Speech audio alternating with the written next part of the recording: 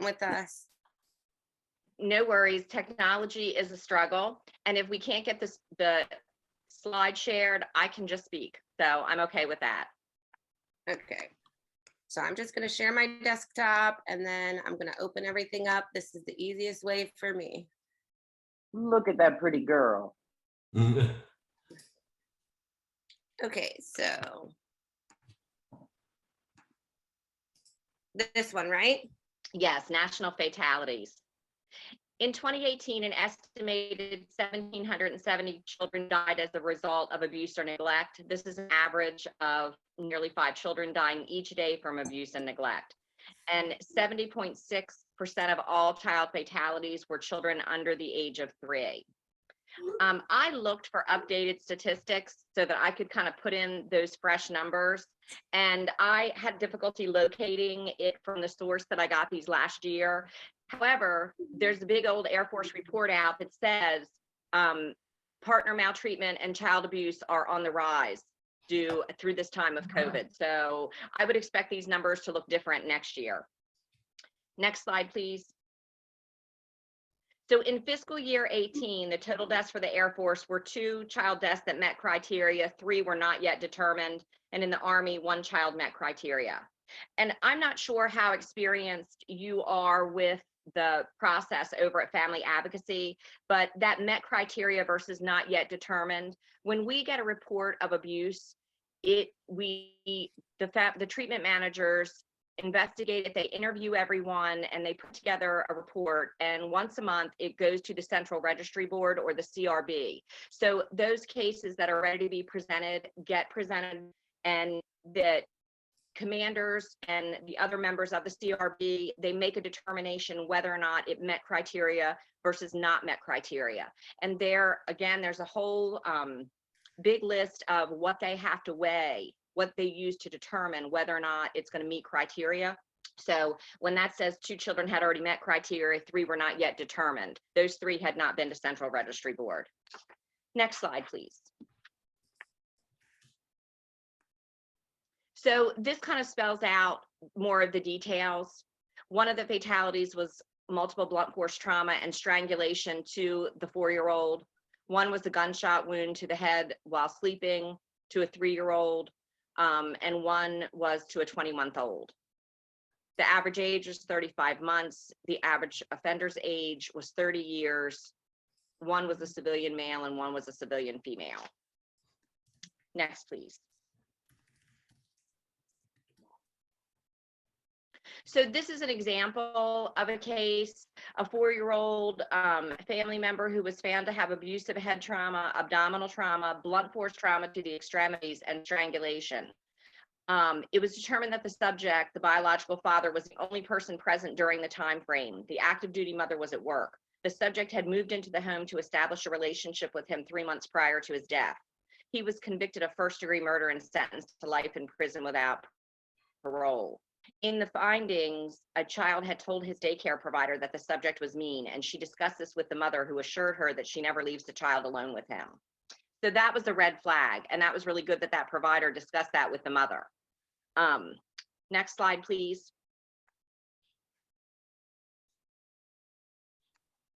Children raised in violent homes are 6 times more likely to commit suicide, 26 times more likely to commit sexual assault, 50 times more likely to abuse drugs, and 74 times more likely to commit other crimes against persons. Boys are 10 times more likely to become abusive to their partners. So those are some statistics. Next one, please. These are the types of child victimizations: physical abuse, emotional abuse, sexual abuse, and neglect. So that's what we are looking for when we get a report. Next slide, please.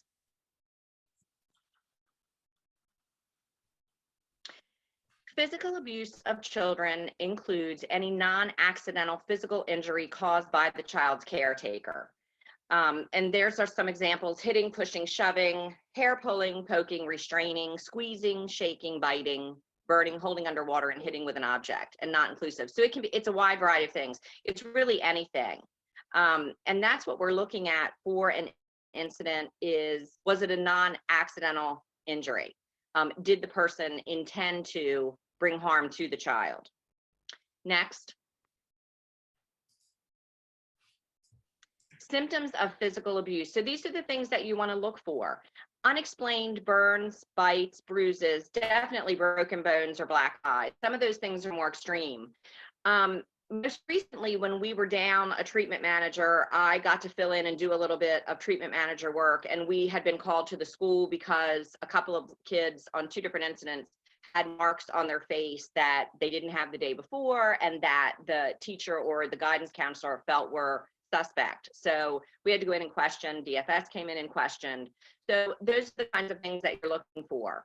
I think it's harder for you at the CDC because it's very typical for a 2 and 3-year-old to have bruises on their leg, to to fall a lot, to be very physical. So you're just, as that daily caregiver, you're looking for things that really stand out or things that seem to be different. They have fading bruises or marks noticeable after an absence. Sometimes parents will keep a child out of daycare if they have bruises or marks. Maybe like a squeeze mark on the arm, something that the daily caregivers are going to notice and say, oh, that looks like, they got hit, or that looks like, some bruising. So be on the lookout if a kid has been absent for a little while. Seems frightened of parents or protests or cries when it's time to go home. They shrink at the approach of adults. And, that's a kid who's used to being hit. When you come near them, they may do that. You may see them, shudder and shrink back. Reporting an injury by a parent or another adult caregiver. In one of the instances that at the school, the little boy had told his teacher, hey, so-and-so hit me last night. A child who's inflicting pain on self, others, or pets, those are red flags. They repeat what they learn. So if they are hit at home out of anger, when they get angry at daycare, they may hit other children. Definitely a kid who's abusing a pet, major red flag. Please report that right away. Withdrawn, lacks self-esteem, or lacks confidence. Children who are abused generally don't have a lot of confidence in their environment. They may be the child who isolates himself, holds himself back. They're easily frightened by sudden movements or loud noises, and they may engage in aggressive behavior, property destruction, or withdrawal. Thank you. Next slide. And Beverly, should people put a question in the chat if they have a chat, or do you want to hold questions to the end? However you want to handle that is fine. So they can put questions in the chat if they think about it. We just don't want them to unmute yet. But at the end, if they have questions at the end of your presentation, then we'll answer the questions in the chat as well as any questions that they want to unmute themselves. So again, yes, If you have questions, just type them in the chat. Thank you. Okay, so this is an example of abuse. I want to point to my screen. See the bruising on the child's neck and on the face? That would be, thank you. I tried to do that with my finger because I have a touch screen, but that's not going to help. Yes, so there's the bruising that you want to notice. That's a red flag. That's not a normal bruise that a child would have. How would a baby get a bruise like that? And those marks. Okay, next slide. It's a lot of bruising, a lot of bruising. That child's been struck by something. The words blunt force trauma, that was caused by that. Next slide. Those scratches, this kid wasn't running through the briars. He looks like he's been struck with a cord or a wire or something. Clothes hanger. Next slide.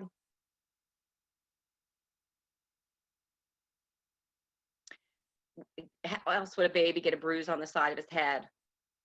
It looks like he was struck there with the fingers. It's almost like you can see the fingers where he maybe got slapped upside the head. Next slide.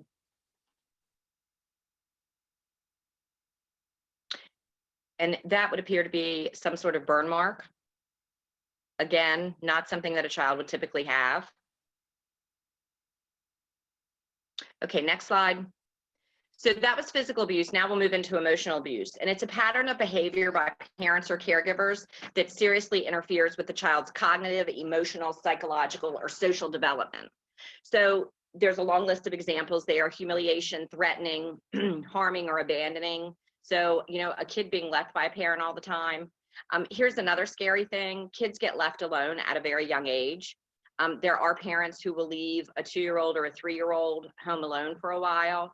I've had cases in my private practice where I had a mom who wanted to go out, and she put her baby to bed, and when he was asleep, she went out and about. And actually, the little boy was 2, he wasn't a baby, and he actually got up and called. I don't know, he must have hit a button or something, but she was arrested. And so people do leave their kids home alone. Confining a child, coercing a child to inflict pain on him or herself, berating, disparaging, humiliating the child. That's the parent that's screaming at the kid, "You never do anything right, you're terrible, I don't know why I had you." Kids who are hearing that all the time, that's emotional abuse. Threatening a child with physical harm or threatening to harm people or things that the child cares about. And emotional abuse can sometimes be harder to see because there aren't any physical marks. It generally is a pattern that we're going to notice over time. Next slide, please. So kids who have been emotionally abused, you may see these types of behaviors from them: speech disorders, overly compliant or aggressive behavior, emotional neediness. And I'm sure you guys have had kids who didn't want you to put them down. Even at 2 or 3 years of age, they're little Klingons and they want to hang on to you all the time. Just not independent like you would expect a 3-year-old to be. Suicide attempts or thoughts of suicide, which is very scary in little kids, but they do sometimes say, "I wish I wasn't here, I wish I could die." Those are not normal things for a little kid to say. They've been exposed to something, or they're feeling really badly about themselves if you have a little kid who says that. Rocking, thumb sucking, and obsessive fears, low self-esteem, and delayed in their physical or emotional development. Those are all signs of emotional abuse. And 1 or 2 of those symptoms at a time doesn't necessarily mean. So if you have a kid with a speech disorder, it's not like, oh, he must be emotionally abused. You have to look at the pattern of behavior. You have to look at all of the things together in context that would make you think, oh, maybe there's some emotional abuse going on. Okay, next slide. Sexual abuse includes any contact or interaction between a child and an adult caretaker in which the child is being used for sexual stimulation. Examples: incest, rape, intercourse, oral genital contact, fondling, sexual proposition or enticement, indecent exposure, child pornography, or prostitution. All are horrible things to even consider, but they are things that happen. And so we have to be aware that they're there. And let's go to the next one for the symptoms of it, because we'll talk more about recognizing that. Sometimes they're not always sexually abused by an adult. In many cases, older children sexually abused may target younger children. I've had cases where I worked with that in the community. Before COVID, when children were running free in the development, an older child may target a younger child. Sometimes parents will allow freedoms, oh, that's the neighbor's house, you can go over into the neighbor's house. But if you don't know the neighbor very well, or there's other children who maybe are friends there, that can put the child at risk for being abused. So it's not just grown-ups who are doing this. Sometimes it's older kids, and sometimes other peers who are being sexually abused. Next slide, please. So here are the symptoms of sexual abuse: sudden and unusual difficulty with toileting. So this is your child who was toilet trained, was doing really well with it, and then has a regression. And now, aggression doesn't always mean that there's sexual abuse, but it's a red flag. Complaints of itching, stinging pain, or bruising of genitals. Those things are not normal in a child's genitals. So if they're complaining of that, definitely warrants medical attention. May not mean anything, maybe a UTI, somebody talked about a UTI in the morning, but it could be a sign that they've been abused. Sexual behavior beyond what's expected of the child's age. You know, if they have knowledge of sexual acts that are not typical for a young child, we as adults have to wonder, where did they learn this from? Where did they get this? Is this being done to them? Did somebody leave an inappropriate TV channel on and the child saw it? There's been some exposure, they just don't come up with that. Inappropriate play with toys, pets, or other children. And there may be no visible signs of sexual abuse. So it's really hard because it isn't always like you can see it. Okay, next slide, please. Sexual activity between children. This has become a hot button because children do engage in some sexual exploration and play. So this needs to be reported if the perpetrator is in a caretaker role. There is a suspected lack of supervision by a parent or an adult caretaker. The age difference between the victim and the perpetrator is greater than 4 years, or there's a use of violence. And this one is a tough one. And when these reports come in, this is a difficult one, because is this a 4 and a 5-year-old who are playing, I'll show you mine if you show me yours, or is there some abuse going on? So all of these things need to be reported and investigated. The questions have to be asked. It's when you don't ask the questions that things can really turn bad. Next, please.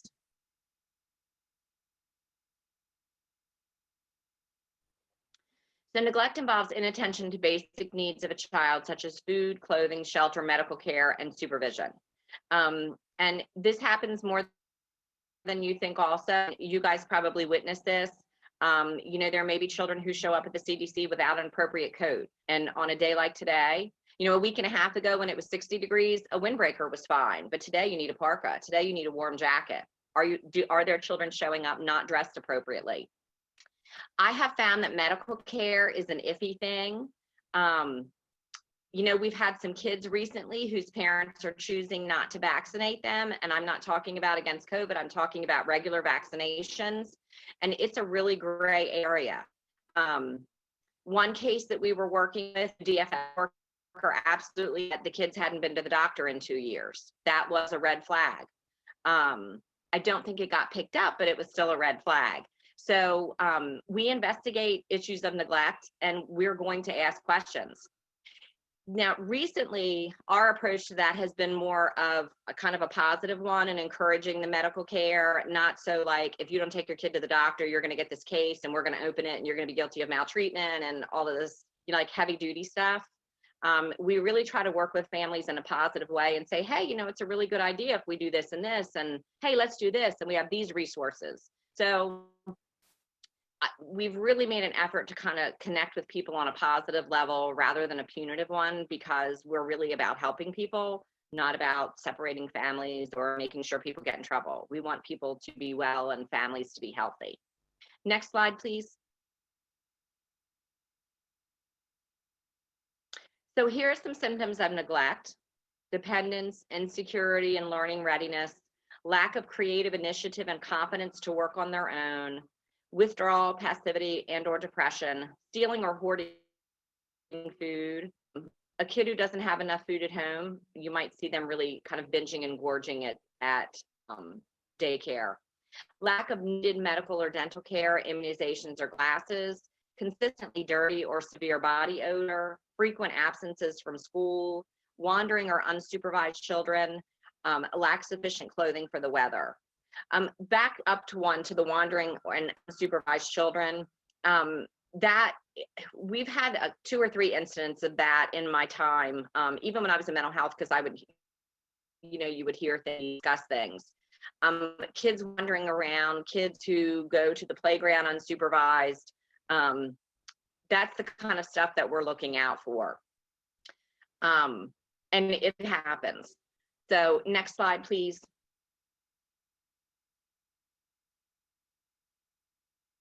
So abusive head trauma. It's an injury to a child's brain that's a result of child abuse. It can be caused by direct blows to the head, dropping or throwing a child, or shaking a child. This is a form of intentional traumatic brain injury, ITBI. Shaken baby syndrome, that's the SBS, is not an accident. The number one cause of shaking is crying. I'm not sure if you guys are subject to that, but we have to do that training on the period of purple crying. Sadly, more little babies are shaken than we would like to acknowledge. Some reasons for abuse and neglect: drug and alcohol problems, mental health issues, unemployment, other financial hardships, parental involvement with law enforcement, and domestic violence, physical abuse of spouse, and fighting. So all of these come into play, and for very obvious reasons. When parents are distracted by other things in their lives and other problems, they're really not thinking about their kids' needs and the welfare of their kids. And sometimes kids get caught in the crossfire. The other thing that we see in some cases is a parent will be physical with another parent with the baby in their arms. And, you know, like we've discussed that, if you guys are going to have a physical argument, what makes you put the 2-month-old baby in your arms and do it? I don't like, why do you think that's okay? You can't do that. It's not good for you. It's not good for the baby. It risks the baby being hurt. So that happens. And that's where you may see bruising on a child because they may be the unintended victim there. Next slide, please. Beverly, does this let you click into that video? We're gonna try it, okay? Yes. Oh. Wow, look at this. 94% of people believe company culture is important to an organization.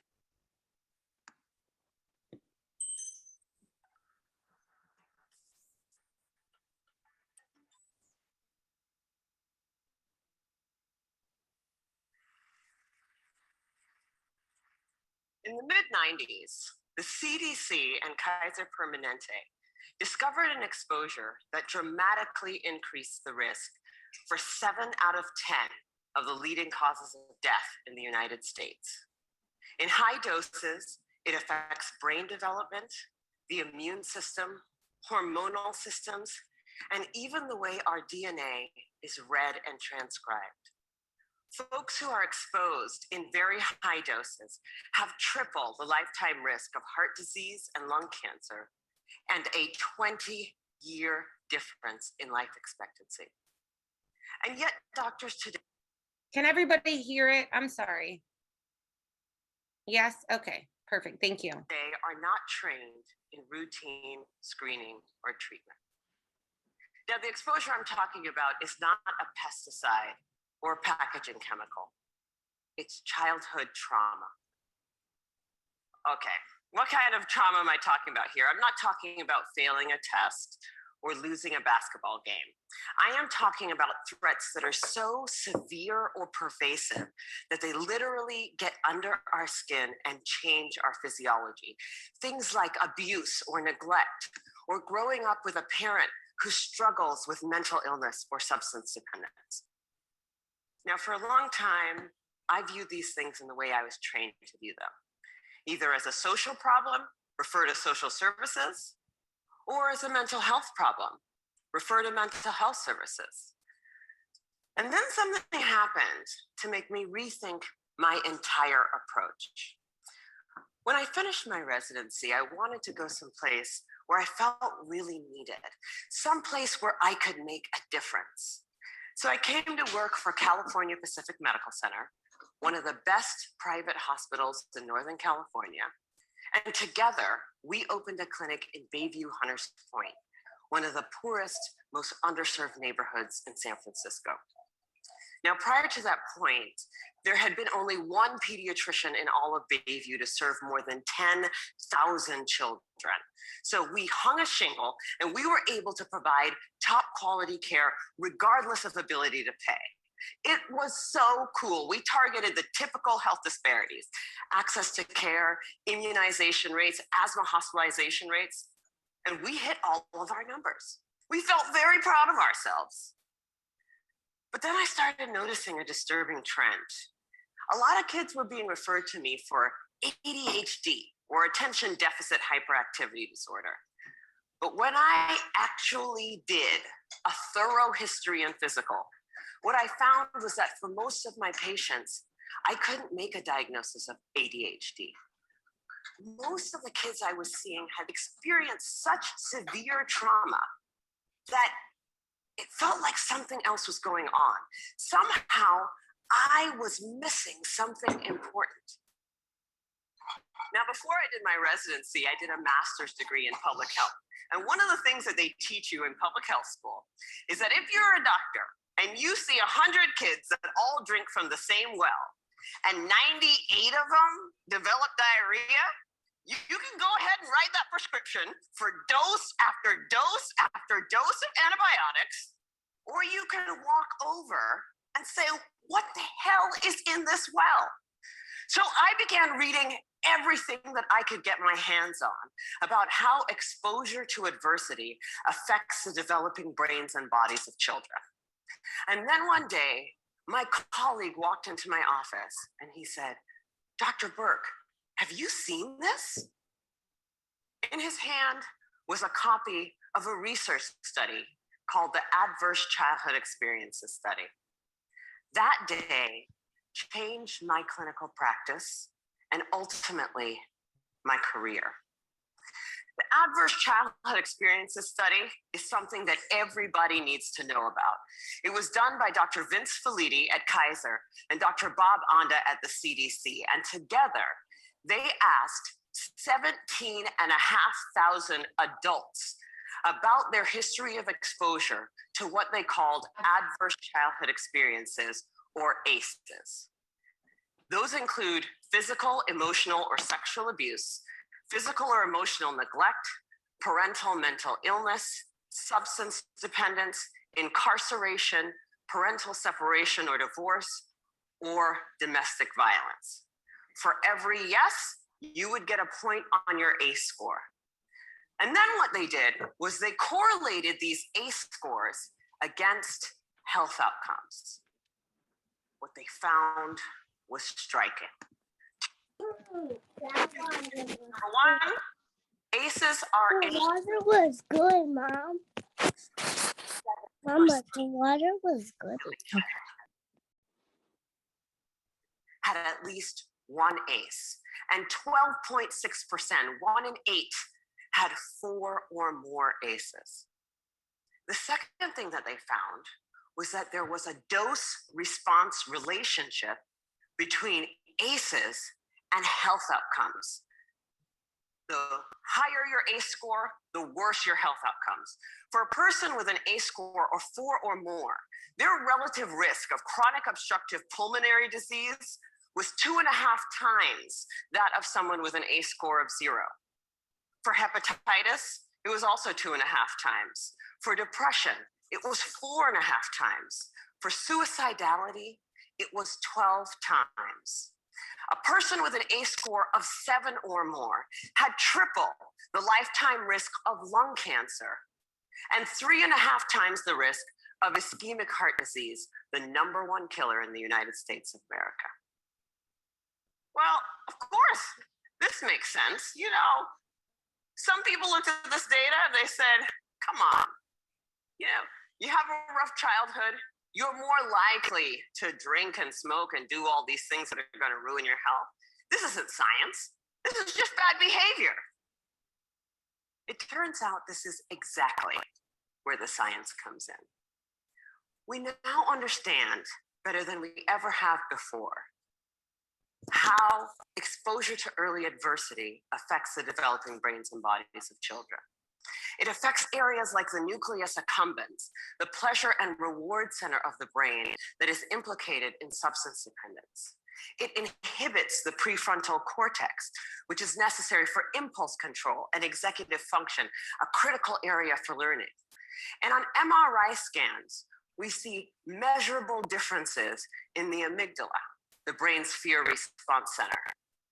So there are real neurologic reasons why folks exposed to high doses of adversity are more likely to engage in high-risk behavior. And that's important to know. But it turns out that even if you don't engage in any high-risk behavior, you're still more likely to develop heart disease or cancer. The reason for this has to do with the hypothalamic pituitary adrenal axis, the brain's and body's stress response system that governs our fight or flight response. How does it work? Well, imagine you're walking in the forest and you see a bear.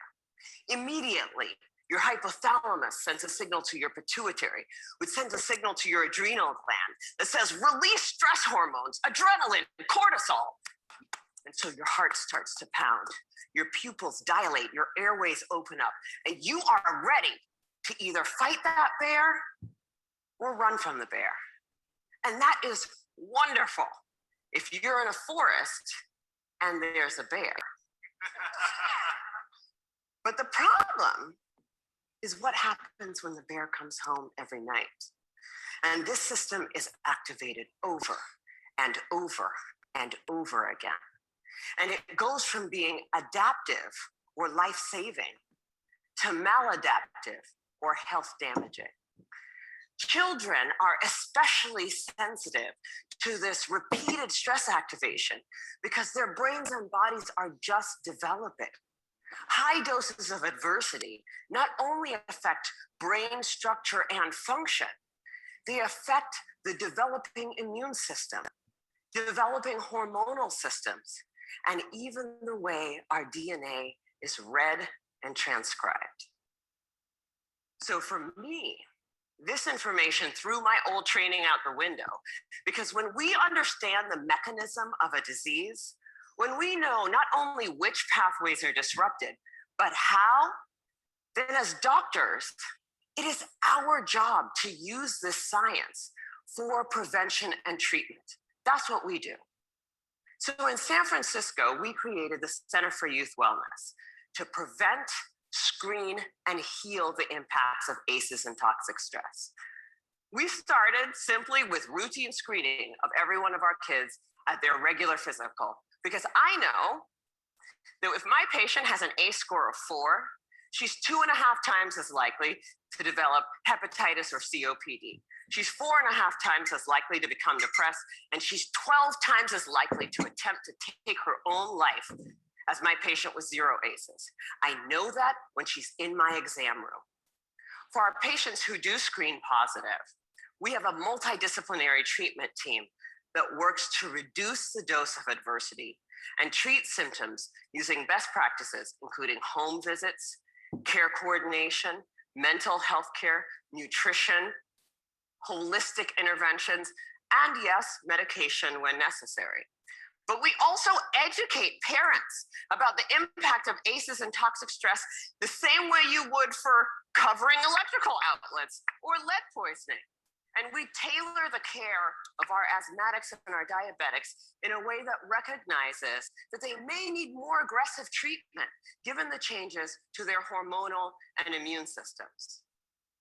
So the other thing that happens when you understand this science is that you want to shout it from the rooftops, because this isn't just an issue for kids in Bayview. I figured the minute that everybody else heard about this, it would be routine screening, multidisciplinary treatment teams, and it would be a race to the most effective clinical treatment protocols. Yeah, that did not happen. And that was a huge learning for me. What I had thought of as simply best clinical practice, I now understand to be a movement. In the words of Dr. Robert Block, the former president of the American Academy of Pediatrics, adverse childhood experiences are the single greatest unaddressed public health threat facing our nation today. And for a lot of people, that's a terrifying prospect. The scope and scale of the problem seems so large that it feels overwhelming to think about how we might approach it. But for me, that's actually where the hope lies. Because when we have the right framework, when we recognize this to be a public health crisis, then we can begin to use the right toolkit to come up with solutions. From tobacco to lead poisoning to HIV/AIDS, the United States actually has quite a strong track record with addressing public health problems. But replicating those successes with ACEs and toxic stress is going to take determination and commitment.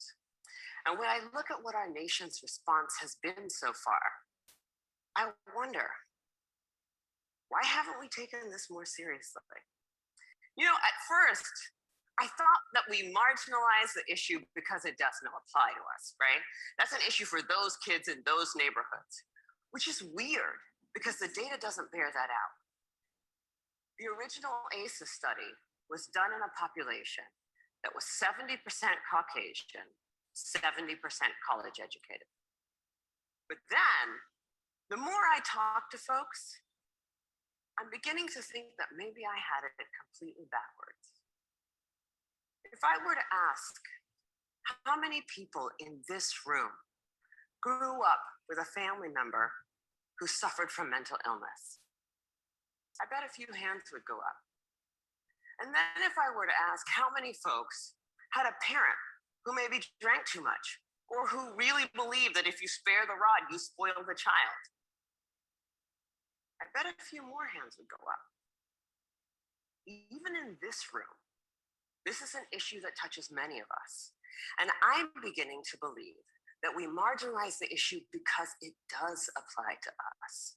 Maybe it's easier to see in other zip codes because we don't want to look at it. We'd rather be sick. Fortunately, scientific advances and frankly, economic realities make that option less viable every day. The science is clear. Early adversity dramatically affects health across a lifetime. Today, we are beginning to understand how to interrupt the progression from early adversity to disease and early death. And 30 years from now, the child who has a high ACE score and whose behavioral symptoms go unrecognized, whose asthma management is not connected, and who goes on to develop high blood pressure and early heart disease or cancer will be just as anomalous as a 6-month mortality from HIV/AIDS. People will look at that situation and say, what the heck happened there? This is treatable. This is beatable. The single most important thing that we need today is the courage to look this problem in the face and say, this is real and this is all of us. I believe that we are the movement. Thank you.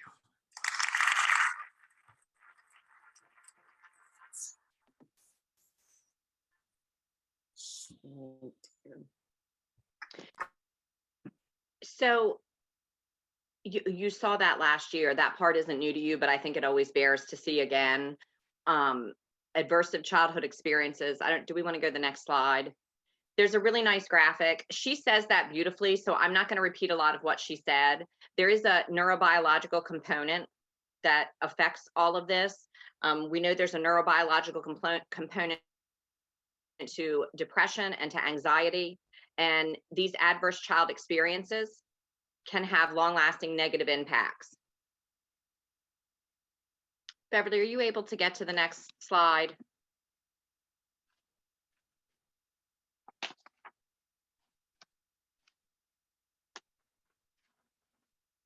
Oh, did it bump us out of there? Sorry. That's okay, and bear with me because we're almost finished.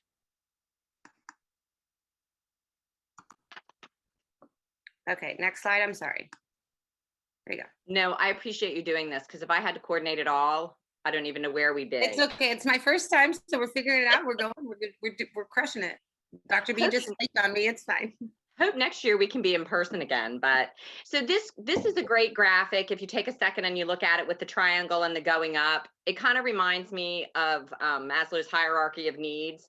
The bottom is conception, the top is death, generational embodiment, historical trauma, social conditions, the adverse childhood experiences that disrupts the neurodevelopment. We see a social, emotional, cognitive impairment, adoption of high-risk health behaviors, disease, disability, and social problems, and then early death. I've seen adverse childhood experiences. It's really kind of getting a lot of press, and people are paying more attention to it now because we know that it does have an effect. And I absolutely believe what the TED Talk speaker said, and that we haven't wanted to look within our area and see that it does apply to a lot of us. Because I bet if I was standing up on the stage just like she was, and you guys were in an audience with me, and I said, raise your hands if you've had this, raise your hands if you've had that, more hands would go up. So it happens, and it's very real. Okay, so thank you. If we could go to the next one. So now to the nitty gritty of what really applies to you guys in terms of reporting to us. Next slide, please. Anytime you have a reasonable suspicion of child abuse, please report it. You might be mistaken, but err on the side of caution for the child and the child's safety, and report it. If you have a question, and Beverly, you may be able to speak more to this, you need to raise it to your supervisor, and they will determine whether or not they need to make that call to family advocacy. We're going to talk with you. If you have questions, I know lots of times, more of you are probably familiar with Tara Dick, our treatment manager, who's been there for quite a while. She gets lots of calls from different agencies saying, hey, is this an issue? Hey, is that an issue? Call us, talk about it with us, and we'll decide whether or not we need to, receive that report and ask them more questions. It's so much better to report than to not report. Next slide, please. So you have a situation where you're taking care of a little one, and they say, hey, my mom hit me last night with a belt. So what you don't want to do is completely lose your cool so that the child is like, oh, I shouldn't have said that to you. So you want to be calm. You want to just kind of act as if they just said to you, the sky is blue. You want to ask some questions, record all that information. You don't want to ask too many questions. You don't want to get too deep, but just like, oh, okay, your mom hit you. You want to be really calm about it. And then you immediately report the suspected abuse to the supervisor and the proper local authorities. In most states, reporting suspected abuse is required by law, and we Delaware falls to that. We have to. And you guys are mandatory reporters. They've changed it, so now everybody's a mandatory reporter. I don't believe that absolutely everybody in the world is going to report if they see something. I think a lot of times out in the real world, people look the other way, and they don't want to get involved. But as a child care provider, as a mental health therapist, I'm required to report. You're required to report. And then it'll be investigated. And it's so much better to report and find out it's really nothing going on than to not report and it really being something. Next slide, please. Oh, and that's it. I think that's okay. Good. You got our updated one. I printed out our slides. This is a list of our staff over there, and oh, I see a mistake. Our family advocacy officer is no longer Captain Goldberg, it's Captain Pichet, but we are fully staffed over at Family Advocacy now. Tara Dick and Sunny Benjamin, they are our treatment managers. If reports come in, they are the ones who are most likely going to be assigned to the case, and they will do the interviews. We also have a domestic abuse victim advocate, Autumn Prestaco. You guys probably don't have much cause to have met Autumn before, but she is a wonderful resource if we have someone who has been abused. She can come in and advocate for them and help them with the legal system, help them know their rights, help them with resources. So she is there. So we are there for you guys. Any questions that you have? Okay, so you can type your questions in the chat, or you can unmute yourself, and we'll go from there.